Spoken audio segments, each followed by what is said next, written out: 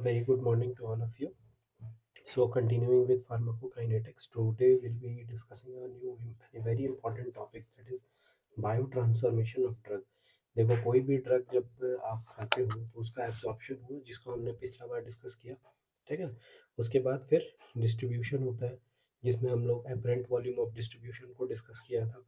और फिर उसका क्या होता है, बायो ट्रांसफॉर्मेशन होता है, क्योंकि बिना बायो ट्रांसफॉर्मेशन के उसका एलिमिनेशन नहीं हो पाएगा। तो it is a very important step, ठीक है।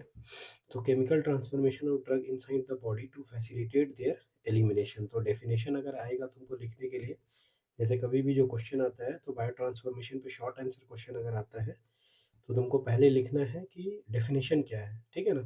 सो this is the chemical transformation of drug inside the body to facilitate their elimination, and it converts the lipid soluble drugs into polar compounds so that it can be eliminated. कहाँ कहाँ होता है, बहुत सारे sites में हो सकता है, but liver is the main centre for biotransformation reactions.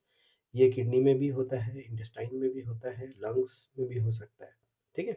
So biotransformation लेके क्या हो सकता है, एंड में इनएक्टिवेशन हो सकता है उस ड्रग का, या फिर वो एक्टिव मेटाबोलाइट जो है इनएक्टिव ड्रग में भी हो सकता है, और वाइस वर्सा भी होता है। कुछ कुछ ड्रग्स जो हम लोग लेते हैं वो इनएक्टिव रहता है और बाद में वो क्या हो जाता है, एक्टिव बन जाता है।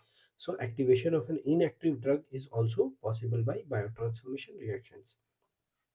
इनएक्टिवेशन में क्या होगा, most drugs and their metabolites are rendered inactive और लेस एक्टिव, जैसे कि फेनोबार्बिटॉन, मॉर्फिन, क्लोरामफेनिकॉल, ये सब जो है एक्टिव फॉर्म में रहते हैं कंजम्पशन के बाद, और बाद में इनएक्टिव हो जाते हैं। कुछ कुछ ड्रग जो कि बहुत इंपॉर्टेंट है, ठीक है ना, उनको भी हमको याद रखना है, जैसे कि active metabolite from active drug, है ना।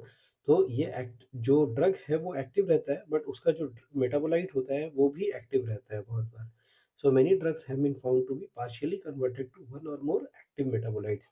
जैसी फेनासेटिन अगर हम लोग लेते हैं तो वो पैरासीटामोल में कन्वर्ट हो जाता है, इमीप्रामीन डेसिमीप्रामीन में, और कोडीन जो है वो क्या चीज़ में कन्वर्ट हो जाता है, मॉर्फिन में, ठीक है। और activation of an inactive drug, मतलब ये ड्रग जनरली कैसे रहते हैं, प्रो ड्रग्स, ठीक है, और बॉडी में जाने के बाद वो एक्टिव फॉर्म ऑफ ड्रग में कन्वर्ट हो जाते हैं। Few drugs are inactive as such and need conversion in the body to one or more active metabolites which are known as prodrugs। तो प्रोड्रग्स से हम लोग को कन्वर्ट होकर के एक्टिव ड्रग मिलता है, ठीक है, एक्टिव ड्रग मिलता है। जैसे कि नाम से भी बहुत बार आपको समझ में आ जाएगा, ठीक है ना।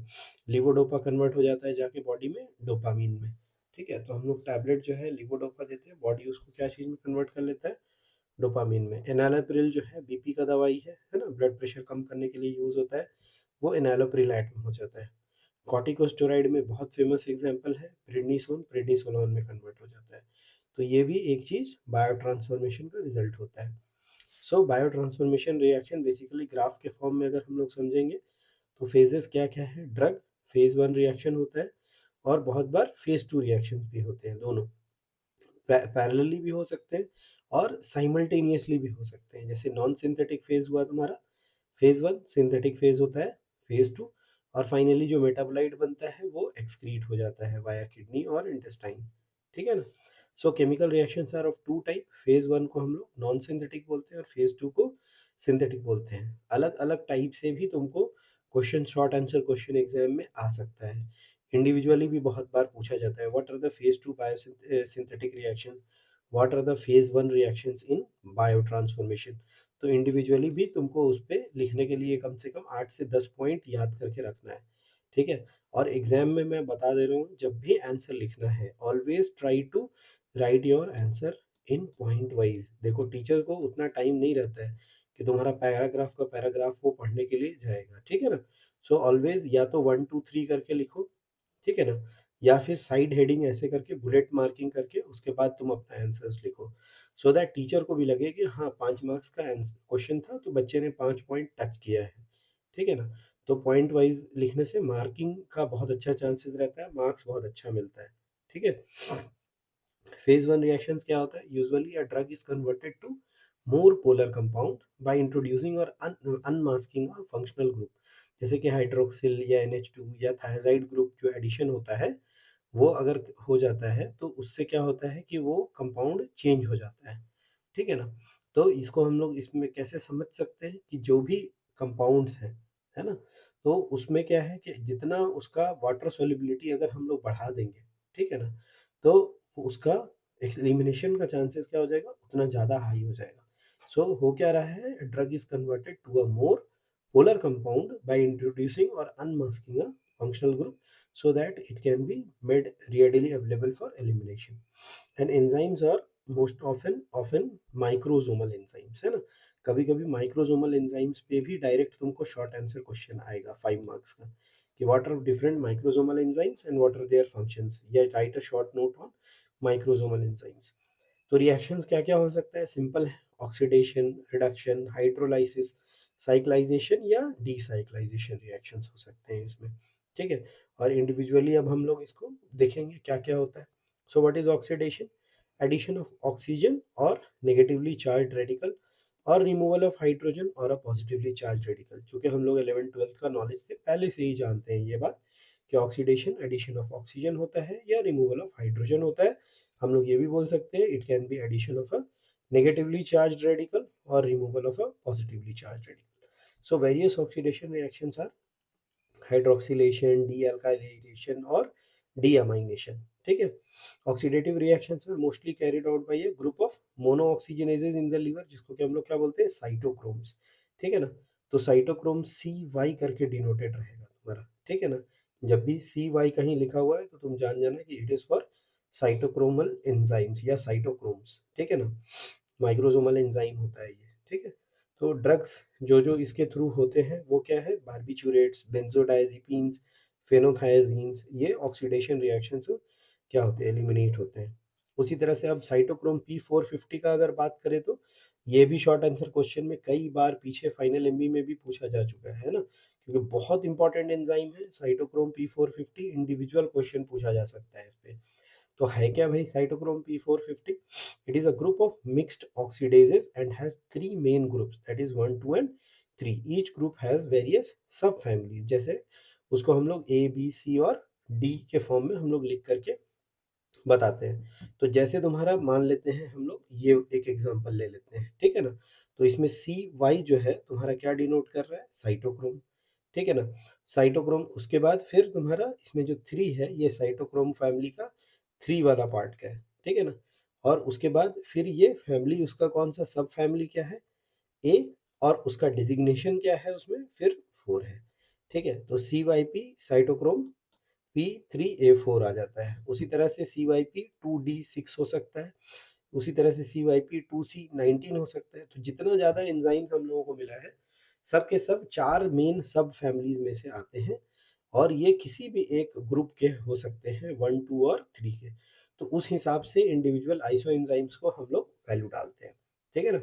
So individual iso enzymes is again assigned a numerical value, and most common enzyme कौन सा है, CYP3A4, याद रखना है इसका नाम, क्योंकि ये तुमको कभी कभी MCQ में भी हम लोग पूछेंगे, है ना।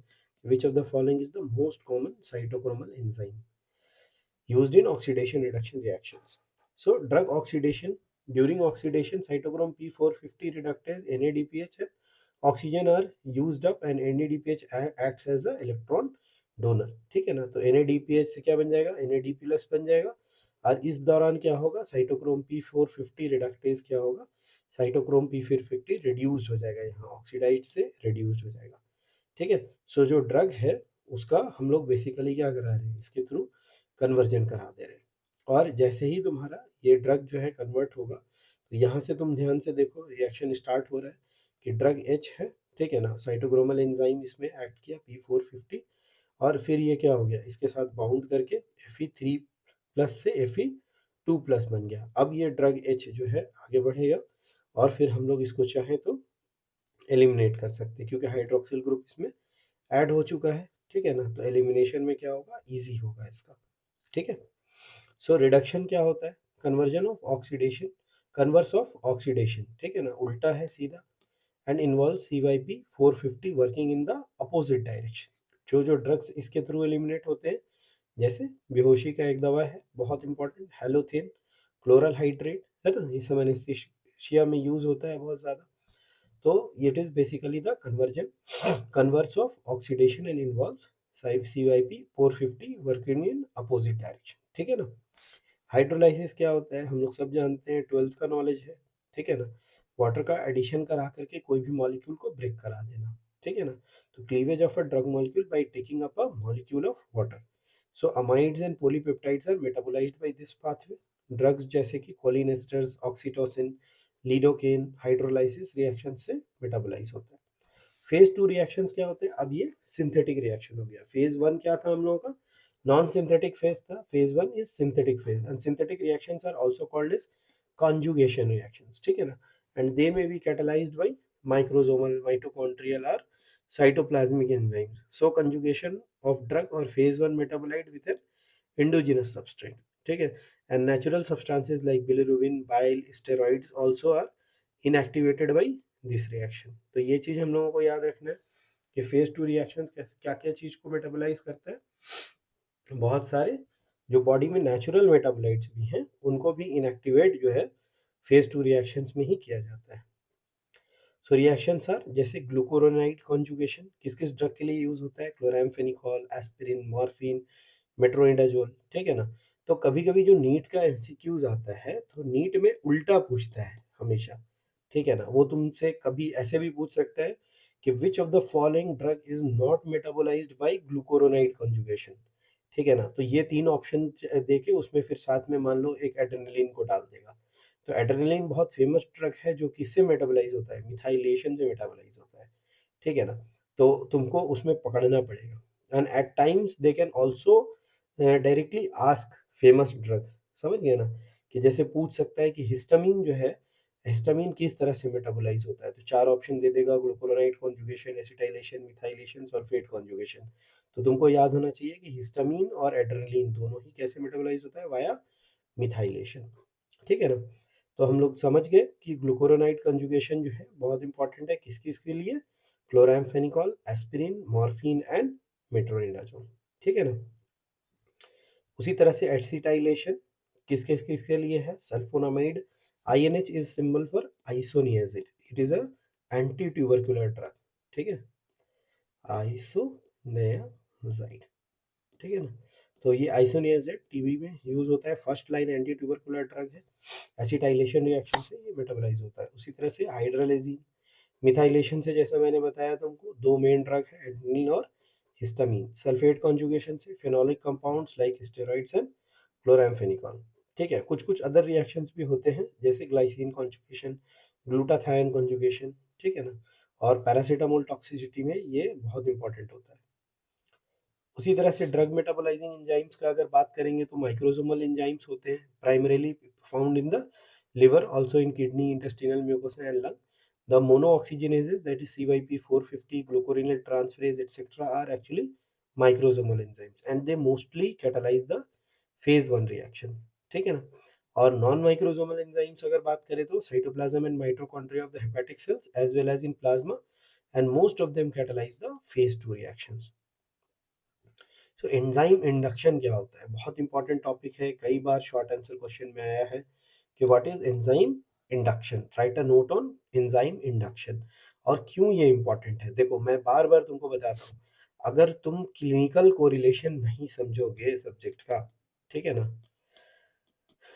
क्लिनिकल कोरिलेशन अगर नहीं समझोगे तो you will lose interest in the subject, ठीक है ना।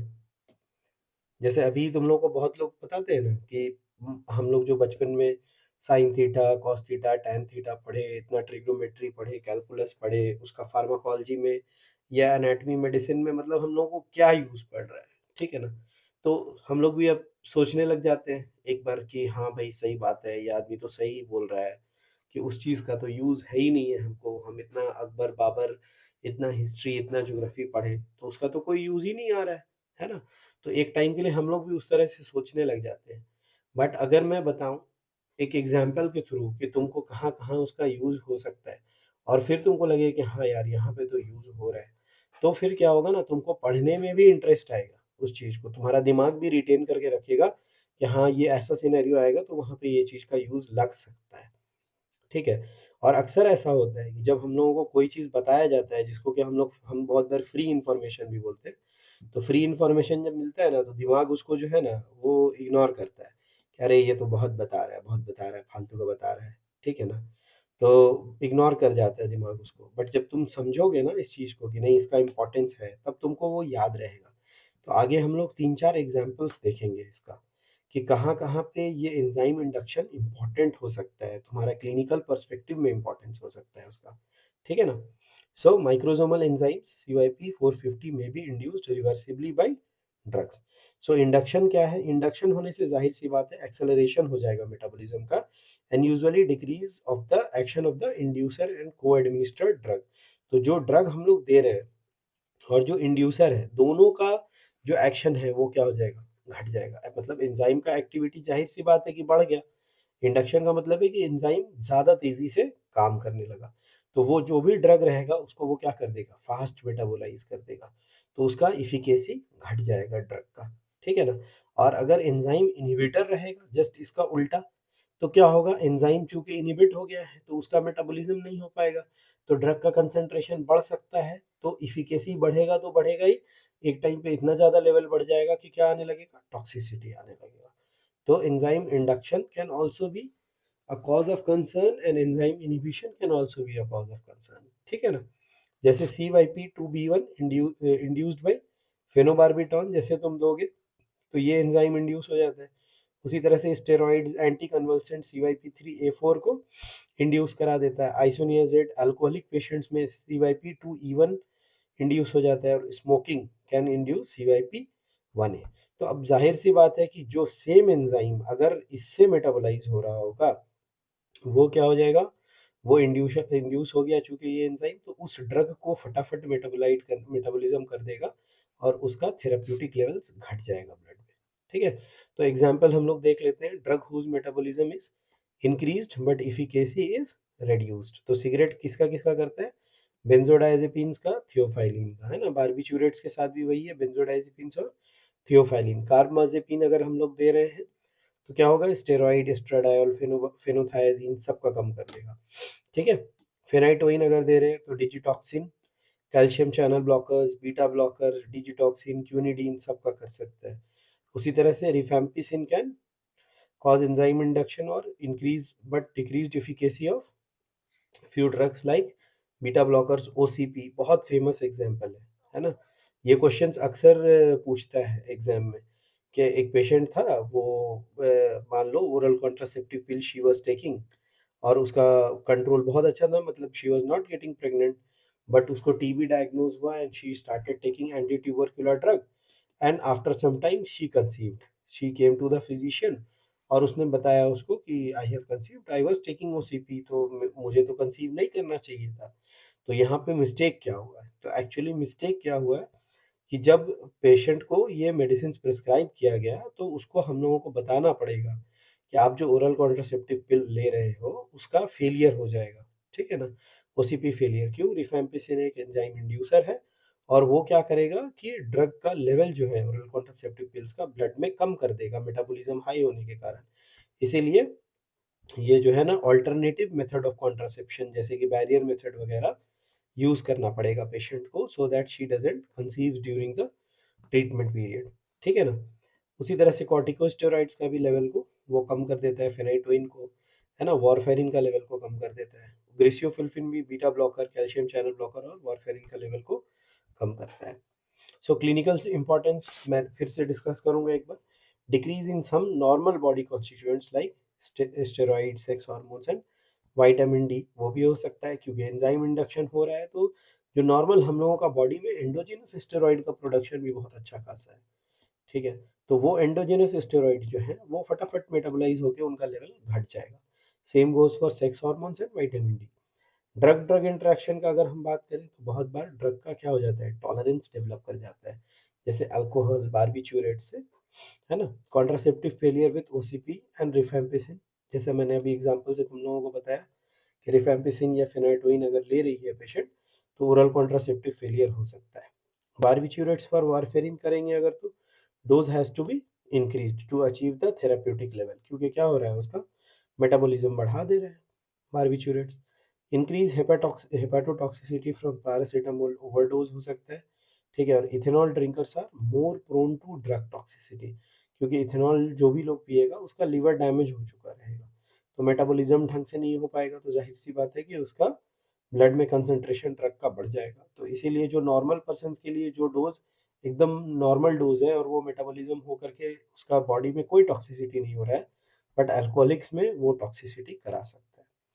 एंजाइम इनहिबिशन क्या होता है? ठीक उल्टा है एंजाइम इंडक्शन का। It can be non specific, that is hepatic microsomal, it may be due to drug और लिवर डिसऑर्डर्स, ठीक है ना। तो एंजाइम इनहिबिशन होने के कारण क्या होगा कि वो ड्रग का टॉक्सिसिटी होने का चांसेस ज़्यादा रहेगा। स्पेसिफिक जैसे xanthine ऑक्सीडेज, मोनोअमीन ऑक्सीडेज, ठीक है ना।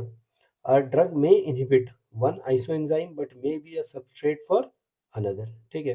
तो एक ड्रग हो सकता है कि कोई एक आइसोएंजाइम को इनहिबिट करे बट दूसरा के लिए वो क्या बन जाए, सबस्ट्रेट बन जाए। जैसे quinidine is metabolized by CYP3A4 but is inhibited by CYP2D6, ठीक है। तो दोनों का क्या है, इनवर्स एक्शन हो जा रहा है। And increase plasma half life, efficacy and toxicity. तो उसके वजह से जब अगर वो एंजाइम जो उसको मेटाबोलाइज कर रहा था वो अगर रहेगा ही नहीं ब्लड में या उसका इफिकेसी घट जाएगा, तो ड्रग का हाफ लाइफ क्या हो जाएगा, बढ़ जाएगा, इफिकेसी बढ़ जाएगा और फाइनली क्या हो सकता है, टॉक्सिसिटी भी बढ़ जाए, ठीक है। तो अब हम लोग इंपॉर्टेंट एंजाइम इनहिबिटर्स देखेंगे, है ना। कुछ कुछ ड्रग्स हैं जो एंजाइम इनहिबिटर की तरह काम कर सकते हैं, जैसे हेपेटिक माइक्रोसोमल एंजाइम, ठीक है ना। ये स्पेलिंग मिस्टेक है, माइक्रोसोमल एंजाइम्स, CRO, ठीक है। तो हेपेटिक माइक्रोसोमल एंजाइम्स अगर इनहिबिट हो रहे हैं, जैसे सिमेटिडीन से हो सकते हैं, ठीक है, एरिथ्रोमाइसिन से हो सकते हैं, वैलप्रोइट से, क्विनोलॉन से, क्लोरामफेनिकॉल से। तो इसके कारण कौन कौन ड्रग का मेटाबॉलिज्म घट जाएगा, ठीक है ना, वो यहाँ पे पैरेलली लिखा हुआ है। जैसे क्लोरामफेनिकॉल लेने से फेनाइटोइन और वारफेरिन का घट सकता है। तो जाहिर सी बात है कि theophylline, warfarin, these are drugs with a very narrow therapeutic margin, ठीक है ना, वेरी नैरो थेराप्यूटिक मार्जिन। तो इनका सेफ्टी मार्जिन क्या है, बहुत कम है। तो जाहिर सी बात है कि जैसे ही इनका मेटाबॉलिज्म स्लो होगा, इनका लेवल क्या हो जाएगा, ड्रग का बढ़ जाएगा, ठीक है। क्योंकि इनको जो मेटाबोलाइज करने वाला एंजाइम है उसका लेवल घट गया या उसका एफिकेसी घट गया, तो इनका लेवल बढ़ जाएगा और फिर पेशेंट को ब्लीडिंग हो सकता है वारफेरिन के कारण, ठीक है ना। टॉक्सिसिटी हो सकता है थियोफाइलिन के कारण, टैकीकार्डिया करा सकता है, अरिथमिया करा सकता है थियोफाइलिन, ठीक है। तो इसीलिए जो एंजाइम इनहिबिटर है वो ड्रग अगर हम लोग दे रहे हैं तो साइमल्टेनियसली जो इंटरेक्टिंग ड्रग है उसका डोज हम लोगों को मॉडिफाई करना पड़ता है, ठीक है। उसी तरह से जैसे एलोप्यूरिनॉल xanthine ऑक्सीडेज को इनहिबिट करता है। अब xanthine ऑक्सीडेज 6-mercaptopurine और एजाथायोप्रिन को भी मेटाबोलाइज कराता है।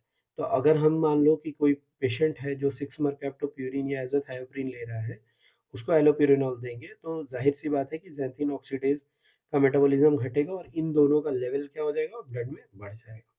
Same goes for monoamine oxidase inhibitors, ठीक है ना। वो इंटरेक्ट करेंगे तो पेथिडीन और ट्राइसाइक्लिक एंटी डिप्रेसेंट्स का लेवल बढ़ सकता है। डाइसल्फ्यूराम मेट्रोइडाजोल देने से क्या हो जाता है, अल्डिहाइड अल्कोहल डिहाइड्रोजिनेज जो एंजाइम है, ठीक है ना, उसका लेवल क्या हो जाता है, घट जाता है, वो इनहिबिटर है उसका। उसके कारण अल्कोहल, फेनाइटोइन, वारफेरिन ये सब का टॉक्सिसिटी हो सकता है। और यही रीज़न है कि मेट्रोनिडाजोल जब भी पेशेंट को देते हैं हम लोग, तो उसको बोल देते हैं कि क्या है, अल्कोहल कंज्यूम नहीं करना है। तो ये भी वाइवा का एक बहुत फेमस क्वेश्चन है, तुमसे कभी भी फर्स्ट वाला जो वाइवा होगा मार्च एंड में, उसमें पूछा जा सकता है तुमसे कि अगर मेट्रोनिडाजोल कोई पेशेंट कंज्यूम कर रहा है तो उसको क्या एडवाइस देना है अलग से। तो ये बताना है कि मेटालिक टेस्ट आएगा और alcohol during the phase of taking metronidazole तुमको कंज्यूम नहीं करना है, ठीक है। और भी एग्जांपल्स है, ठीक है ना। चलो, तो क्लिनिकल इंपॉर्टेंस क्या है इसका, पोटेंशियल एडवर्स कॉन्सिक्वेंसेस हो सकते हैं। तो अगर थियोफाइलिन क्लोरामफेनिकॉल देंगे तो वोमिटिंग करा सकता है, डाइक्यूमेरॉल और सिमेटिडीन देंगे तो ब्लीडिंग का रिस्क क्या हो गया, बढ़ गया, क्योंकि सिमेटिडीन क्या करेगा, एंजाइम इनहिबिटर है और इसका लेवल को बढ़ा देगा जिसके कारण ब्लीडिंग करा देगा। उसी तरह से मॉर्फिन, मोनोमीन ऑक्सीडेज दोगे तो डिप्रेशन करा सकता है। फेनाइटोइन, क्लोरामफेनिकॉल दोगे तो एटैक्सिया, ड्राउजीनेस करा सकता है, ठीक है ना। और थेराप्यूटिकली बेनिफिशियल कॉन्सिक्वेंसेस क्या है, तो ये भी कभी कभी तुमसे शॉर्ट आंसर क्वेश्चन जो 2 मार्क्स का आता है उसमें पूछा जाता है कि what are the benefits of enzyme inhibition, ठीक है ना। तो बेनिफिट क्या है, अब जैसे मान लो जो भी मेटाबॉलिज्म हो रहा है और वो सीक्वेंशियल है, ठीक है ना। जैसे मान लो कि लीवोडोपा के साथ हम लोग कार्बिडोपा को कंबाइन कर देते हैं, इसलिए क्योंकि जो एक क्या है तुमको चाहिए डोपामिन का लेवल बढ़ाने के लिए, और कार्बिडोपा क्या कर रहा है, डोपा डीकार्बोक्सिलेज जो एंजाइम है, ठीक है ना, डोपा डीकार्बोक्सिलेज जो एंजाइम है जो डोपामिन को तोड़ रहा है, ठीक है ना, इनएक्टिव कॉन्स्टिट्यूएंट्स में, वो उसको इनिबिट कर दे रहा है, कौन, कार्बिडोपा, ठीक है ना। तो लीवोडोपा का लेवल क्या रहेगा, हमेशा बढ़ा हुआ रहेगा। तो कभी कभी हम लोग एंजाइम इनहिबिटर्स को साथ में भी देते हैं, सो दैट कार्बिडोपा क्या करे, डोपा डीकार्बोक्सिलेज का लेवल को घटा दे और इसका लेवल को बढ़ा हुआ रखे, ठीक है ना। उसी तरह से अल्कोहल को अगर डाइसल्फिराम के साथ हम लोग देंगे तो क्या होगा, अल्कोहल छुड़वाने के लिए हम लोगों को बेनिफिशियल हो सकता है वो, ठीक है ना। वो एंजाइम को इनहिबिट कर देगा जिसके कारण अल्कोहल के कारण का जो प्लेजरेबल इफेक्ट्स है वो मेटाबॉलिज्म होगा ही नहीं, तो प्लेजरेबल इफेक्ट्स उसका नहीं आएगा, उल्टा नोजिया वोमिटिंग होने लगेगा, पेशेंट को पूरा डाइसल्फिराम रिएक्शन जिसको हम लोग बोलते हैं वो होना शुरू हो जाएगा, ठीक है ना। तो ये सब इसका क्या है, beneficial effects, therapeutically beneficial consequences, ठीक है। फर्स्ट पास इफेक्ट जो तुम लोगों को पहले भी हम बहुत अच्छे से डिस्कस किए, बहुत अच्छा से समझाए, ठीक है। हॉफमैन एलिमिनेशन क्या होता है, ये तो तुम लोग 11th 12th में भी पढ़े होंगे कि कभी कभी क्या होता है, कुछ कुछ मॉलिक्यूल्स को मेटाबोलाइज नहीं करना पड़ता है, उनका स्पॉन्टेनियस मॉलिक्यूलर रीअरेंजमेंट हो जाता है, ठीक है, जिसके कारण वो खुद से मेटाबोलाइज हो जाते हैं। तो ऐसे मॉलिक्यूल्स का एग्जाम्पल बहुत कॉमनली यूज होता है एट्राक्यूरियम। तो ये एक अनेस्थेटिक एजेंट है जो हम पैरालाइटिक एजेंट है जो हम लोग कभी कभी इंट्यूबेशन में भी यूज करते हैं, ऑपरेशन के दौरान पेशेंट का ऑपरेटिव इंटरवेंशन में पैरालिसिस के लिए इसको यूज करते हैं। तो ये बहुत सेफ ड्रग माना जाता है, why it is very safe drug. जैसे मान लो ईआर में तुम्हारे पास पेशेंट आया जिसका तुमको कुछ भी नहीं पता है कि इसका किडनी कैसा है, इसका लीवर कैसा है, बहुत सिक पेशेंट है, तो हो सकता है उसको किडनी डैमेज हो, लीवर डैमेज हो, है ना। और कोई भी ड्रग मान लो तुम उसको सीडेट करने के लिए, पैरालाइज करने के लिए दोगे, तो पैरालाइज करने के लिए दोगे, हो सकता है वो उसका किडनी गड़बड़ हो और वो उसकी किडनी से ही मेटाबोलाइज होता हो, लीवर गड़बड़ हो और लीवर में ही मेटाबोलाइज होता हो, तो टॉक्सिसिटी हो जाएगा ना वो ड्रग का, ठीक है। तो ऐसा ऐसा सिनेरियो में बहुत बढ़िया ड्रग क्या है, एट्राक्यूरियम। एट्राक्यूरियम तुम दोगे, वो खुद से स्पॉन्टेनियस मॉलिक्यूलर रीअरेंजमेंट होता है जिसको हम लोग हॉफमैन एलिमिनेशन बोलते हैं, और वो खुद क्या हो जाएगा, रीअरेंज होकर के मेटाबोलाइज हो गया और उसके बाद एलिमिनेट हो जाएगा, कोई ऑर्गन खराब रहे कोई दिक्कत नहीं है, ठीक है। So what are the factors modifying metabolism, individual variation हो सकता है obviously due to genetic and environmental factors. इसीलिए जब हम लोग ट्रायल्स करते हैं तो तुम देखना जो भी बड़ी फार्मास्यूटिकल कंपनीज होती हैं वो ट्रायल्स अलग अलग सब कॉन्टिनेंट में जा जाके करेंगी, ठीक है, कॉन्टिनेंट भी नहीं, सब कॉन्टिनेंट्स, मतलब साउथ ईस्ट एशिया में अलग होगा, एशिया का मिडिल पार्ट में अलग होगा, मिडिल ईस्ट में अलग होगा, यूरोपियन कंट्रीज में, ऑस्ट्रेलिया में, बिकॉज दे नो कि सब ज्योग्राफिकल रीजन्स का जेनेटिक मेकअप अलग अलग है। तो एक ड्रग जो हो सकता है एक जगह पे दूसरा तरह से हुआ मेटाबॉलिज्म हो रहा हो, तो दूसरा जगह में दूसरा तरह से मेटाबोलाइज होगा, उसका इफेक्ट डिफरेंट रहेगा। तो अलग अलग जगह पे करना जरूरी है, ठीक है ना। एज और जेंडर के हिसाब से भी वेरिएशन आता है, ठीक है ना। Greater and prolonged effect in extremes of ages, इसीलिए जो इन्फेंट्स हैं, बच्चे हैं, चिल्ड्रन हैं, है ना, उनमें और जेरियाट्रिक एज ग्रुप में, ठीक है, ड्रग्स को बहुत ध्यान से देना पड़ता है, ठीक है, बहुत ध्यान से, because there are lot of interactions, और उनका एक्सट्रीम ऑफ एजेस में जो छोटा बच्चा होगा उसका अभी ऑर्गन्स इमेच्योर होगा, और जो बूढ़ा आदमी होगा उसका ऑर्गन्स वीक हो चुका होगा विथ सेनेलिटी, या फिर due to a number of diseases which they must be having, ठीक है ना।